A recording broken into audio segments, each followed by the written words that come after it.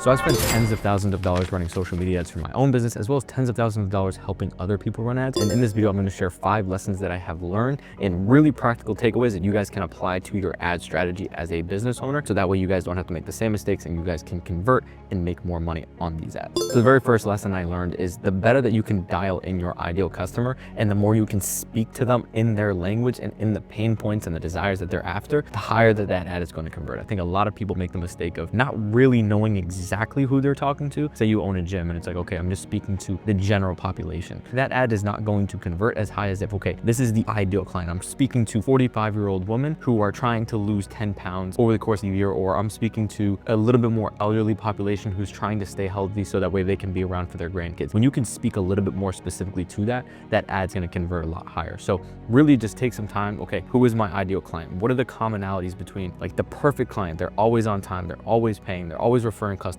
What does that kind of client database look like? And then what are their exact pain points? What are their struggles? What are the things that they have to often overcome to be successful or to actually step into taking on your service? Now, the more you can have that picture very clear, the more you can speak to them, and the more when they see that ad, it's going to convert because they can feel like, wow, they're speaking directly to me. This is exactly what I need. They're going to actually inquire at a lot higher rate. So your ads are going to be much more effective if you can dial in who you are talking to, their pain points, their desires, and speak to that ideal client. And then lastly, on that point, who your customer is, so that way you can advertise the right way. If I'm advertising to, say, 55-year-old people, I might be more so on Google Ads, on search, or Facebook. If I'm speaking to an audience of 24-year-olds, I might be on Instagram. You know, I'm just trying to get a general reach for 18 to 24-year-olds, I may be on TikTok. So know who your ideal customer is, not only to create the ad, but where I'm actually going to run the ad in and of itself based on your product and based on that demographic. The second thing is the hook and the copy are going to be one of the most important parts of your ad. You need to draw them in to get them to continue watching. If the first 3 seconds or the first sentence of your headline or your copy is boring, people are going to leave. I think there's a famous quote out there about advertising where 80 cents of every advertising dollar is really just the headline. You need to figure out, okay, what am I saying within this first 3 seconds? What is going on? Is this driving curiosity? Is this speaking to my ideal client? Is this making them curious to want to find out more, right? I think a lot of people in their ads are very boring. They just speak very broadly. There's nothing that really captures attention in that first 3 seconds. And that is where you're going to lose all your attention. And that's just going to raise really the cost of your ads. You're going to have to spend a lot more money to get the same results. So if you're going to spend, say, 5 hours in terms of making an ad, really 4 of it should be completely based on the hook and the headline of the ad. You guys can also test different things. So you can say, maybe I'm trying to film a video ad, or maybe I'm trying to work on the copy of the ad. You can test 3 different things. So I'm going to try a hook of this, a hook of this, a hook of this. Test all 3 ads, let it run for 4 days, see which one's performing the best, and then use that one. So you can test, you can practice. Okay, I'm going to do 10 different hooks. I'm going to do 10 different ad copies, and I'm going to try to really dial them down. Okay, which one's the best one? Maybe you can send them to friends. That's going to be a brunt of your work for your ads, and it's going to derive a lot of your results. So spend a lot of time on that. Don't just gloss over it. It is the most important part of your ad. Now, the third thing is don't just focus on cost per lead, focus more so on cost to acquire a customer. I think a lot of people who run ads or people who are just running ads for their own business may say, okay, I want to focus in on cost per lead. I want the lowest cost per lead possible. But at the end of the day, that's not what really matters, right? So for example, I can go very, very broad on an ad and get a ton of people interested. So my cost per lead is going to be low, but because it's such a wide audience and a lot of them are not going to be people that are actually going to use my services or be my ideal client. So when it actually comes down to selling that service, after say you introduce them, you spend time on a call, then you try to sell them your service, it's not going to be a good fit. So your cost per lead could be really low, but your cost to acquire a customer may be higher. So that's where we're talking about narrow down your ideal client. When you can speak to them directly, all of your leads are going to be a lot higher quality. So yeah, your cost per lead maybe go from $6 to $10, but your cost to acquire a customer may actually be half of that opposite ad. So I think really focusing on, okay, what are the right metrics that are going to lead to success? Because it may look like, hey, I'm spending this amount of money, I'm getting all these leads, that's great. But at the end of the day, it's not actually growing your bank account or producing more profit than if you were just being a little bit more narrow and getting a little bit higher cost per lead. But again, you're converting at a much higher rate. So focus on cost to acquire a customer as opposed to cost per lead. Now, the fourth thing is you don't have to sell somebody necessarily on your ad. So there's a couple different ways you can do this. Now, you may have a lower ticket product, you may have a higher ticket product. For the lower ticket product, maybe you're running an ad to a free lead magnet or to a free video training. So you don't have to actually convert people directly on that first ad. You don't have to be all salesy. Oh, this is the benefits, blah, blah, blah. You can just be like, okay, I got this. If you're this type of ideal client, this is what I made for you. All you have to do is add your information and I'm going to send you that free resource. I'm not selling on the first one. I'm just giving value to get them into the door. And then from there, I can sell them the product, or I could be selling a lower ticket product, or again, off that free free lead. Once I have that lead, now I can start to obviously work that audience, work that database of contacts that I have to then sell my service. So you don't have to always think, okay, I need to convert, I need to have this one ad that's going to convert and make me thousands and thousands of dollars. I can use this ad to generate me leads, which I can then use to put into my email database and then start to work those leads to then sell them on a low ticket product and then get them on a high ticket product. So don't always think I need to be salesy in an ad. It can be just entertainment to get them to go somewhere else. It can be something just of value to give them for free, and then you can sell on the back end. Now, the fifth and final thing is you need to be testing. Your first ad probably is not going to be that good. You need to test a lot of different videos. You need to test a lot of different variables. Like I was saying, right, you can have 3 different tests going with 3 different hooks and 3 different copies. Ideally, we only want to change one thing on each of these ads. So we don't want to be testing something where there's 4 different things, because at the end of the day, we're not going to know which of those 4 things is the right thing that's converted. So I'm going to only change one thing. Say I have the same video, 4 very different copies, or say I have 3 videos, all different hooks, or say I'm running a test on a video ad and I'm running a test on a picture ad. I'm going to see which one's going to convert. Or I'm running 3 different style picture ads, or I'm running 3 different style videos. One's a testimonial, one's me talking to the camera, the next one's a little bit more motivational or entertainment based. And I'm going to test,